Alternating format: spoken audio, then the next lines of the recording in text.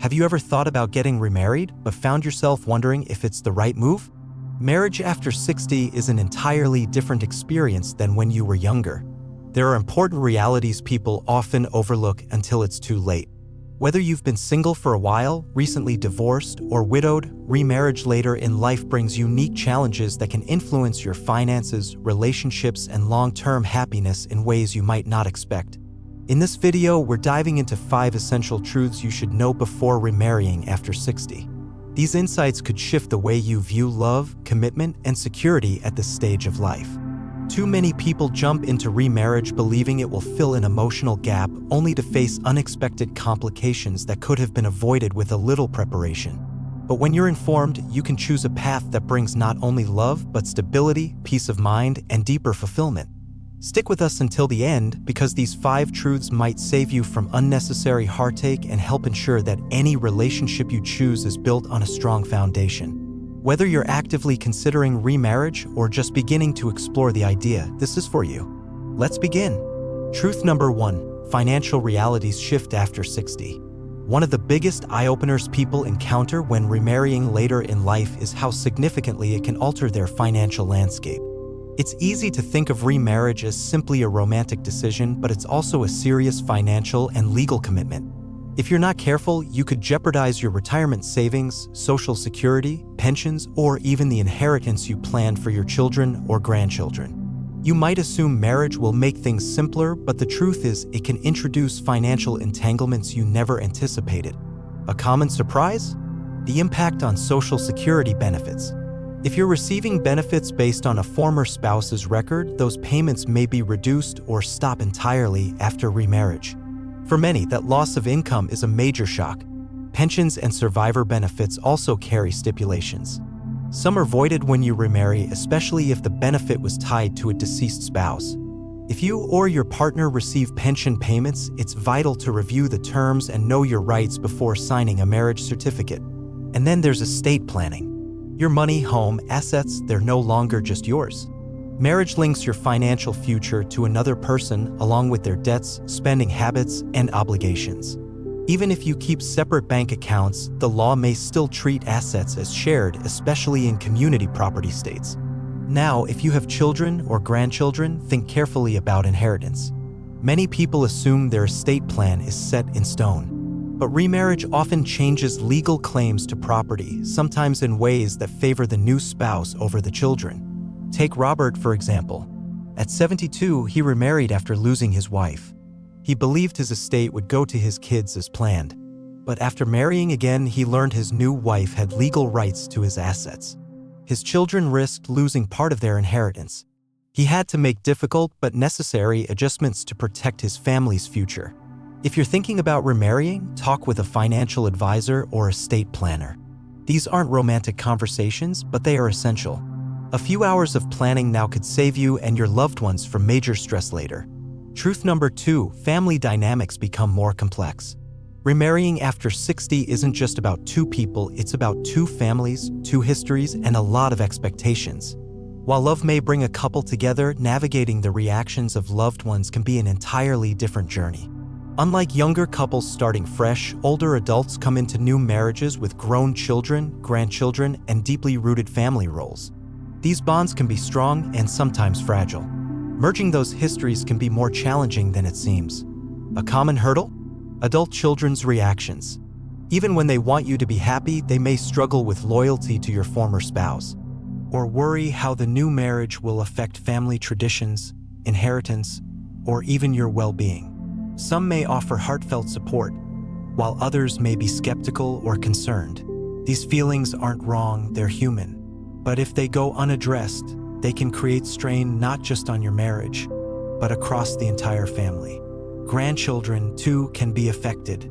If you've played a central role in their lives, introducing a new spouse might feel confusing or unsettling. Some will welcome the change. Others may need time and reassurance. And don't forget your new partner's family. They bring their own traditions, personalities, and expectations. Blending 2 family trees takes time, patience, and emotional sensitivity. Inheritance can also become a flashpoint. Children often worry that a new spouse might alter your will or redirect assets that were assumed to be theirs.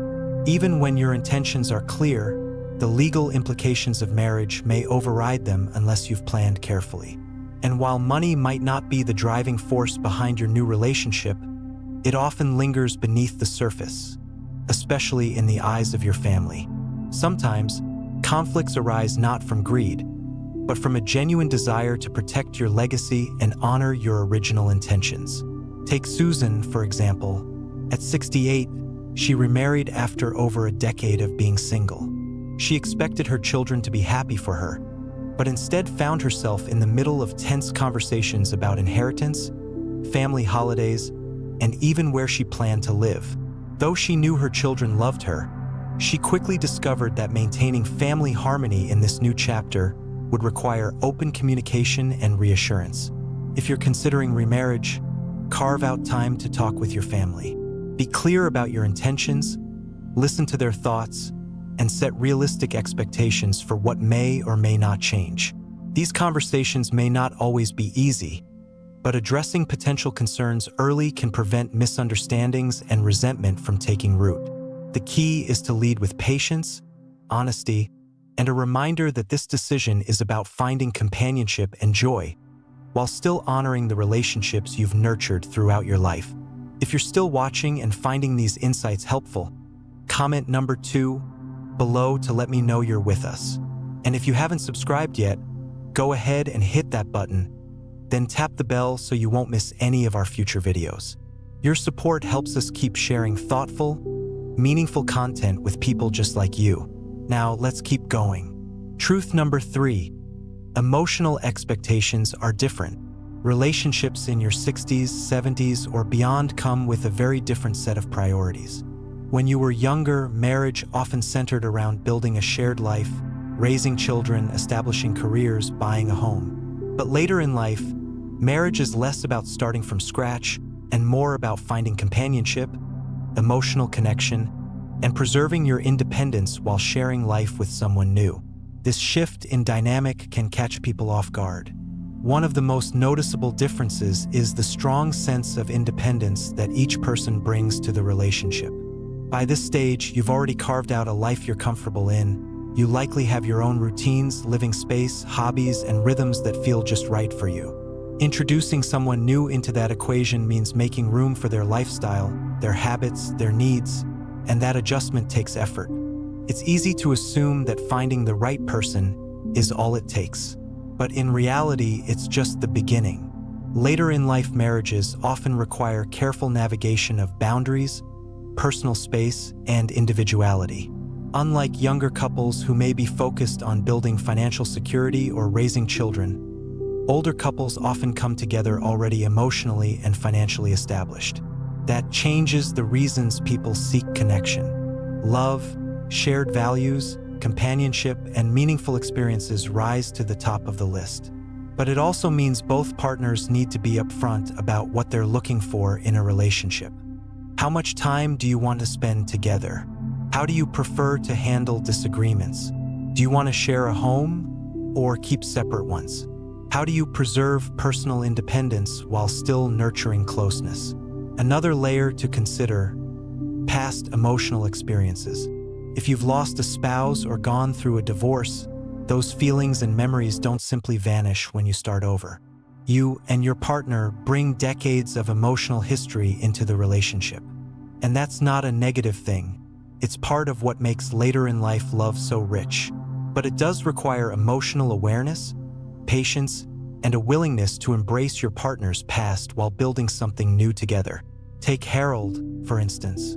At 75, he remarried after several years of widowhood. What surprised him most wasn't finding love again. It was how different the relationship felt. His late wife had been his partner for decades, and everything from how they communicated to how they organized their lives had been built over time. His new wife had been divorced for many years, and she valued her independence in ways Harold hadn't expected. It took patience, trial and error, and honest communication for them to find a rhythm that respected both of their needs. If you're considering remarriage, ask yourself, what do I truly want out of this relationship? Are you seeking companionship without a complete lifestyle shift? Would you prefer to live together or apart? Are you emotionally ready to blend two established lives into one shared journey? The answers to these questions will help you move forward with clarity and confidence, creating a relationship built on mutual respect, not unmet assumptions. Truth number 4. Legal considerations matter more than you think. Marriage at any age is not just a romantic decision. It's a legal contract. And when you remarry later in life, the legal side can be more complex than you might expect. Many people assume love alone is enough to move forward, but without understanding the legal implications, you could be setting yourself up for surprises or even losses down the road.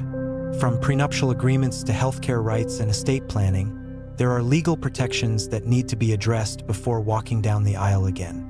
One of the first things to consider is how remarriage affects your estate. Even if you have a will, getting married can automatically change who has legal rights to your property.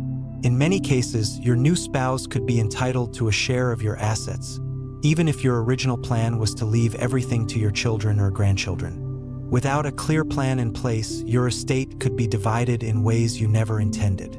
That's why many people choose to update their wills or establish trusts before remarrying, to ensure their assets are distributed according to their wishes. Another important legal factor: medical decision-making. If you were to become ill or incapacitated, who would have the right to make medical decisions on your behalf? In most cases, a spouse automatically takes priority over adult children or other relatives. This can lead to tension, especially if your new spouse and children have different opinions on your care. That's where advance directives or a medical power of attorney come in. These documents clarify your wishes and can help prevent potential conflicts before they arise. Prenuptial agreements are also a valuable tool for clarity and protection. While some people worry that bringing up a prenup might seem unromantic, the reality is that it can actually strengthen the relationship. Why? Because it ensures both partners are entering the marriage with clear expectations and mutual understanding. A well-structured prenuptial agreement can outline how assets, debts, and financial responsibilities will be handled, reducing the risk of disputes later on. Take Eleanor, for example. At 67, she fell in love again and was excited about her upcoming marriage. But she also had significant assets she wanted to leave to her children.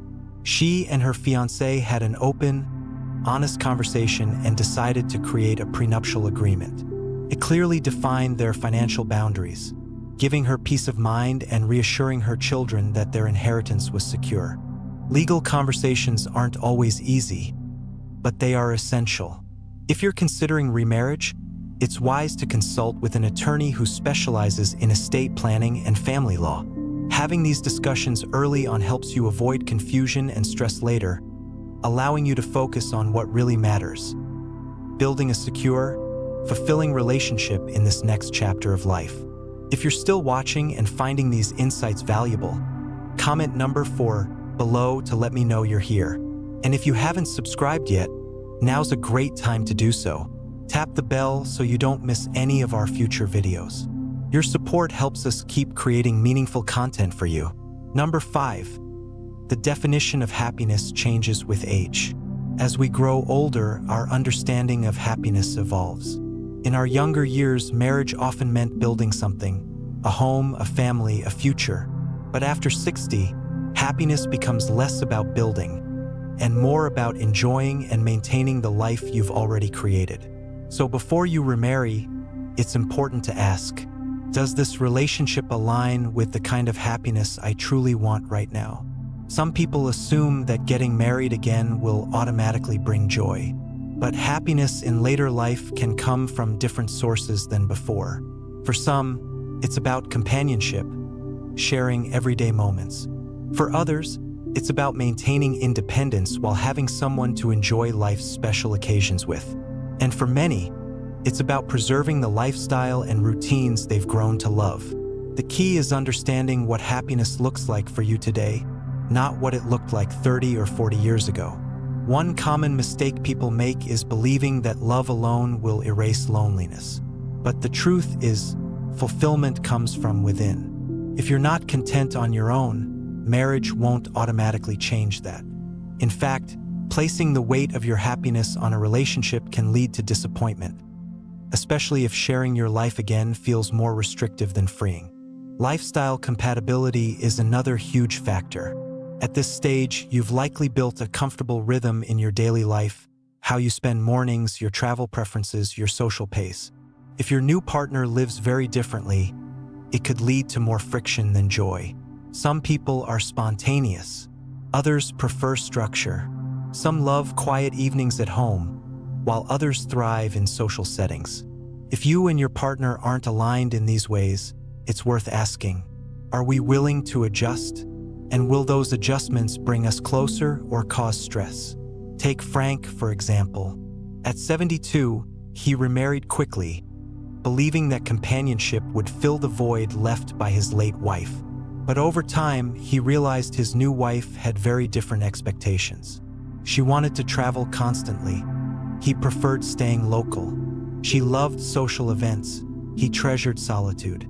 Despite caring for each other, they struggled to find a rhythm that worked for both of them. Frank began to feel like he'd lost the very sense of freedom and peace he had grown to value during his single years. Before you remarry, take time to reflect. What does happiness mean to you now? Do you want a shared home and full partnership? Or do you prefer companionship with personal space? Would you be happier living separately but maintaining a deep connection? There is no one-size-fits-all answer. Only what feels right for you. What matters most is that your decision supports your long-term happiness, without disrupting the fulfillment you've already built. Final thoughts. As we wrap up this video, take a moment to reflect on everything we've covered. Remarrying after 60 can be a wonderful, life-affirming choice, but it's also a decision that comes with important realities, ones that are often overlooked until it's too late. From finances and legal matters to emotional expectations, family dynamics, and your own definition of happiness, these are all critical pieces of the puzzle. Marriage at this stage isn't about following tradition. It's about making choices that serve you. Some people find deep joy in remarrying. Others realize they're happiest maintaining independence or exploring non-traditional relationships. What matters most is that your path aligns with your lifestyle, your values, and your well-being. If today's video gave you something to think about, take your time. Have those important conversations with loved ones. Seek legal and financial advice. And most importantly, listen to your own needs. There's no rush. This stage of life is about embracing what makes you truly happy, not what others expect of you. Thank you for spending time with us today. We'd love to hear from you. Drop a comment below and share one thing you learned and how you might apply it in your own life. Your thoughts inspire us and help guide our future content. If you enjoyed this video, please like, subscribe, and share it with someone who might benefit. Your support means the world to us. Thanks for watching, and we'll see you in the next video.